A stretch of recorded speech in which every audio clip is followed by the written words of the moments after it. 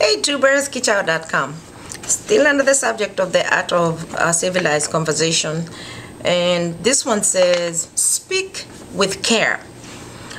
Although it's sometimes necessary to ask questions in order to find some common ground with another person, use care to ensure that you're asking the appropriate questions.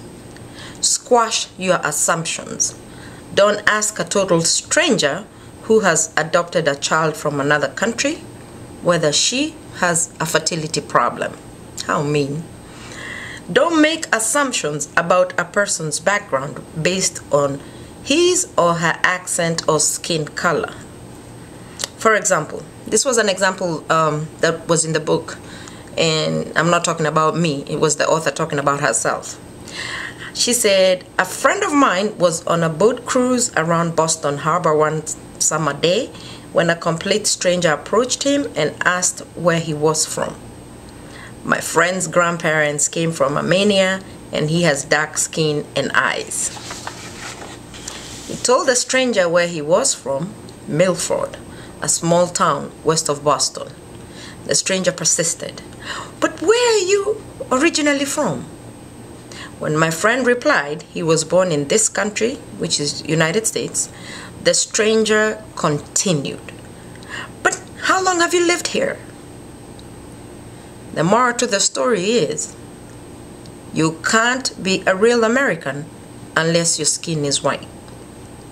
Also, step carefully around the elephant in the room. It's sometimes tricky to navigate a sensitive topic like alcoholism or drugs or sounds of loud romance coming from the hotel room next door.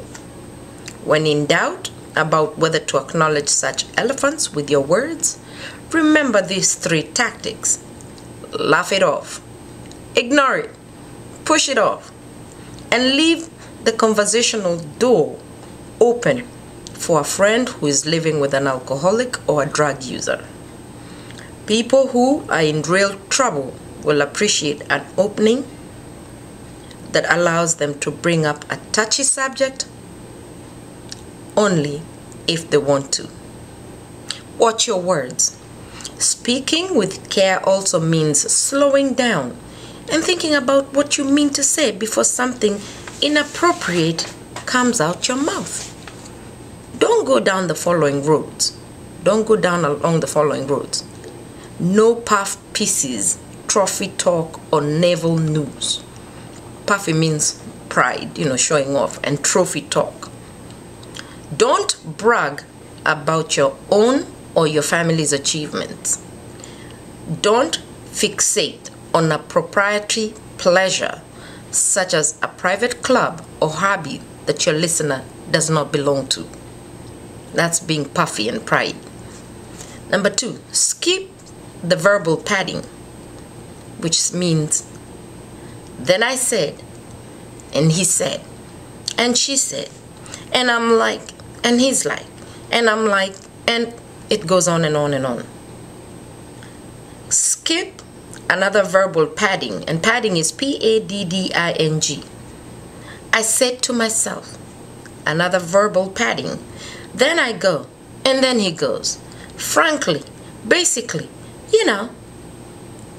those are verbal paddings. Skip those, because most of them are just words that don't make any sense. Now, another subtitle, it says turn off techno babble.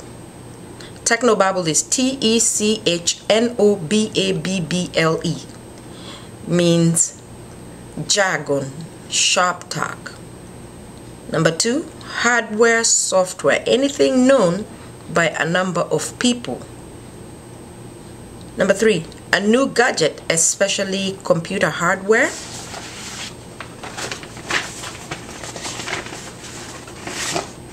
Avoid those, because not everybody knows that kind of language and the vocabulary you're going to use.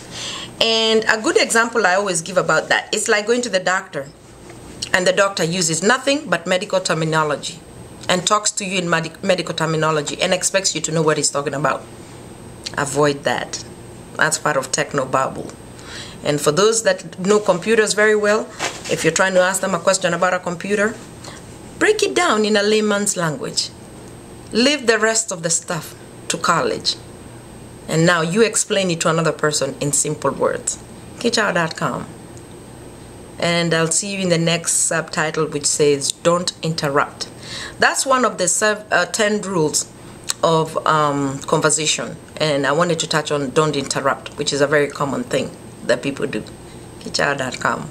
I'll see you in a little bit.